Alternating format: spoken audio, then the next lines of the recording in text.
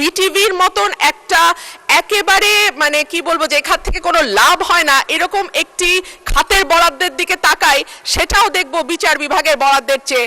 আমি 1 টাকা বাজেট অনুমোদনের জন্য বলছি এ কারণেই যে 2025-26 সালে বিচার বিভাগের জন্য বরাদ্দ ছিল 2015 কোটি টাকা, যেটি জিডিপির 0.03% কাছাকাছি। এইবার এটি বেড়ে হয়েছে 2187 কোটি 58 লক্ষ টাকা।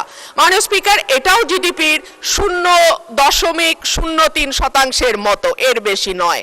অথচ আমরা যদি বিটিভির মতন একটা একেবারে মানে কি বলবো যে এখান থেকে কোনো লাভ হয় না এরকম একটি খাতের বরাদ্দের দিকে তাকাই, সেটাও দেখবো বিচার বিভাগের বরাদ্দের চেয়ে কয়েক গুণ বেশি।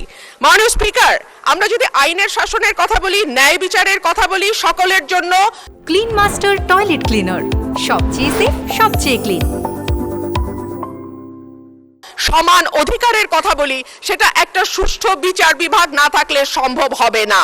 এখন পর্যন্ত পেন্ডিং মামলার সংখ্যা 50 লক্ষের উপরে, অর্থাৎ মামলা জট একটি বড় সমস্যা। বেঞ্চ এবং বারের অধিকার যদি আমরা রক্ষা করতে না পারি, আমরা দেশে আইনের শাসন কখনোই প্রতিষ্ঠা করতে পারবো না। মাননীয় স্পিকার, কয়েক মাস আগে আপনি যেমন সুপ্রিম কোর্টে ছিলেন, আমরাও ছিলাম সুপ্রিম কোর্টে। আপনি আমাদের সমস্যা যেভাবে যত কাছের থেকে দেখেছেন, এই সমস্যার ভেতর দিয়ে আপনি গেছেন, আমরাও কিন্তু সেই একই সমস্যার ভেতর দিয়ে এখন যাচ্ছি।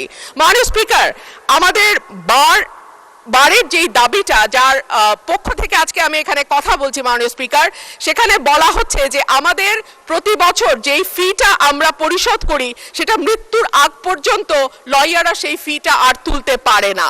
কিন্তু দেখা যায় বহু লয়ার শেষ জীবনে অসুস্থ হয়ে গেছেন, প্র্যাকটিস করতে পারছেন না, আদালতে যেতে পারছেন না, কিন্তু তাদের মানবেতর জীবন যাপন করতে হচ্ছে। একই ধরনের কথা শিক্ষানবিশ আইনজীবীদের ক্ষেত্রেও প্রযোজ্য। মাসে 2000-5000 টাকা তাদেরকে সিনিয়ররা দেন, কখনো দেন না। তাদের সকলের জন্য মাননীয় অসংখ্য ধন্যবাদ মাননীয়